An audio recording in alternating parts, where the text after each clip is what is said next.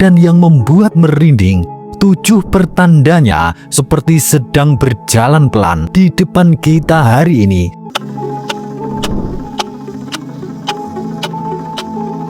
Assalamualaikum warahmatullahi wabarakatuh. Bayangkan suatu malam di Jumat Wage, langit begitu gelap, angin berhenti tiba-tiba, tanah Jawa bergetar lalu terbelah.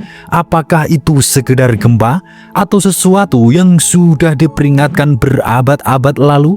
Ini tentang Prabu Jayabaya, Raja Besar Kediri abad ke-12 yang namanya terus hidup dalam serat dan ingatan kolektif orang Jawa, dan yang membuat merinding. 7 pertandanya seperti sedang berjalan pelan di depan kita hari ini. Tetap di sini, karena pertanda terakhir bukan tentang tanah yang retak, tapi tentang sesuatu yang jauh lebih dekat dari itu. Sebelum kita bedah lebih mendalam, silakan tulis doa dan harapan panjenengan semua di kolom komentar.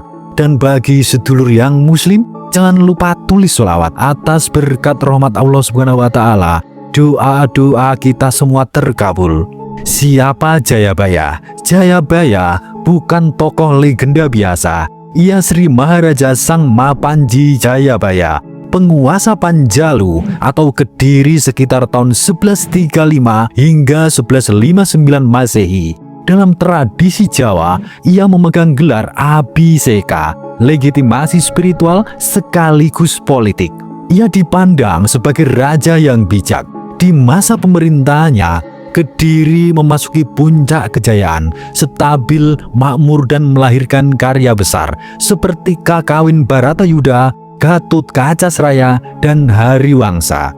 Dari lingkungan sastra inilah lahir yang disebut sebagai Jangka Jayabaya, ramalan simbolik tentang perjalanan zaman. Ia berbicara tentang zaman edan, zaman ketika yang salah dipuja, yang jujur disingkirkan, yang gaduh lebih didengar daripada yang bijak. Dan ia tidak hanya berbicara tentang pergantian kekuasaan, ia berbicara tentang perubahan besar di tanah Jawa dan Nusantara. Pertanyaannya, apakah kita sedang berdiri di ambang perubahan itu? Pertanda yang pertama, tanah Jawa yang bergejolak. Tanah Jawa tidak pernah benar-benar diam.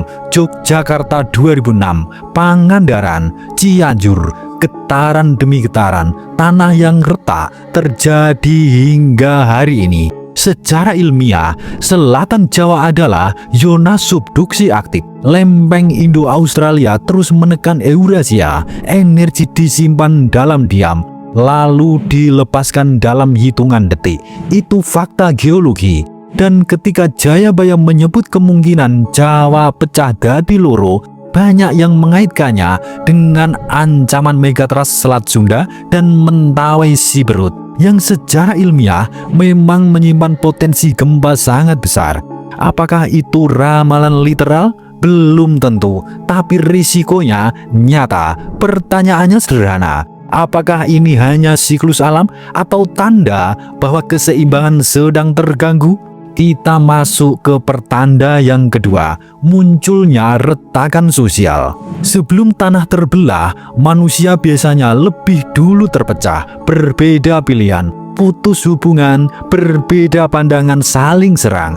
Media sosial berubah menjadi arena amarah, komentar lebih tajam daripada pedang. Inilah yang disebut Jayabaya sebagai zaman kala bendu, wolak-wali ing zaman nilai yang terbalik. Retakan terbesar bukan di bumi, retakan terbesar ada di hati manusia. Pertanda yang ketiga, ibadah ramai, empati yang menipis. Rumah ibadah penuh, simbol agama makin terlihat, namun empati terasa makin tipis. Musibah jadi bahan ejekan, bencana jadi bahan konten, penderitaan jadi komoditas. Jayabaya berbicara tentang zaman ketika wong apik ditampik-tampik, wong jahat munggah pangkat, orang baik disingkirkan, yang jahat justru naik. Spiritualitas bukan soal kerasnya suara menyebut Tuhan. Iya, soal kedalaman rasa pada sesama. Jika rasa itu hilang, keseimbangan ikut goyah. Dan ketika manusia gagal menjaga keseimbangan, alam sering menjadi pengingatnya. Pertanda yang keempat, munculnya fenomena alam yang dieksploitasi. Kali hilang gedungnya, sungai kehilangan kedalamannya. Ungkapan ini terasa sangat modern. Gunung digeruk, hutan yang ditebang, laut dipenuhi limbah. Kita menyebutnya pembangunan, alam menyebutnya tekanan. Tidak ada bencana yang benar-benar tiba, semua akumulasi. Dan ketika batas dilewati, alam tidak bisa diajak bernegosiasi.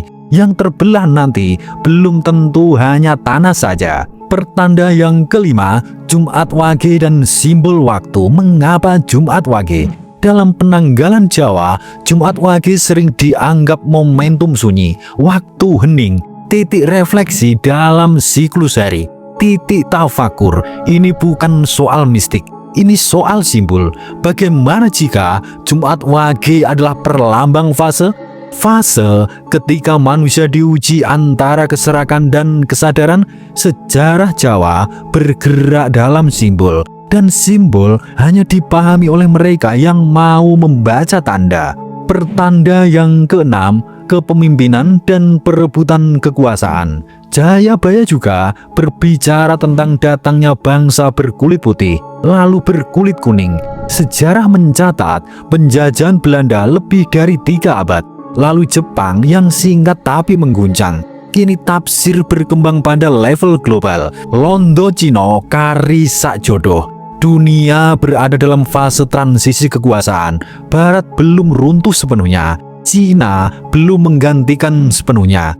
Tarik-menarik kepentingan global membuat negara berkembang berada dalam tekanan. Ketika kepemimpinan global goyah, ketegasan merembes ke dalam negeri, dan masyarakat yang kehilangan arah selalu lebih mudah terpecah. Pertanda yang ketujuh, terbelahnya peradaban. Inilah bagian paling sering membuat bulu kuduk berdiri. Nembe ketemu rupah karah, Pulau Jawa pecah dadi loro. Pulau Jawa pecah menjadi 2. Banyak yang mengaitkannya dengan potensi gempa besar dan tsunami dari zona megatrust. Indonesia berada di atas 13 zona megatrust aktif.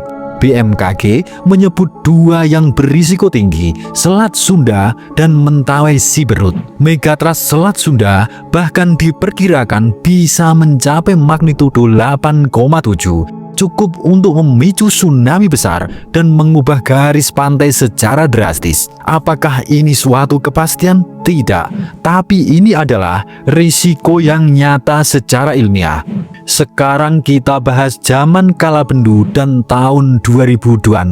Jayabaya juga menyebut tentang zaman Kalabendu, zaman kekacauan. Wong mulya dikunjara, wong lugu kebelenggu, wong apik ditampik-tampik, wong jahat munggah pangkat.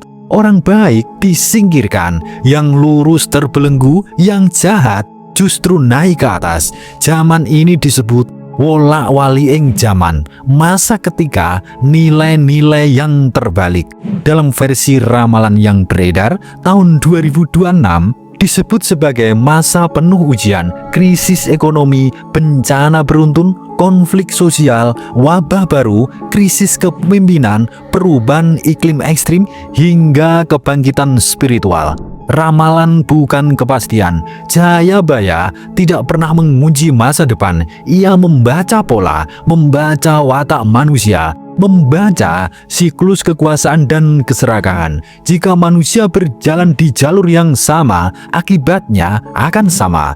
Pertanyaannya bukan lagi apakah Jumat Wage akan membawa gempa besar.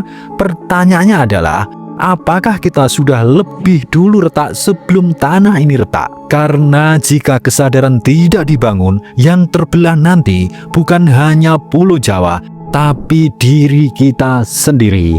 Suradira Jayaningrat lebur dening pangastuti. Wassalamualaikum warahmatullahi wabarakatuh.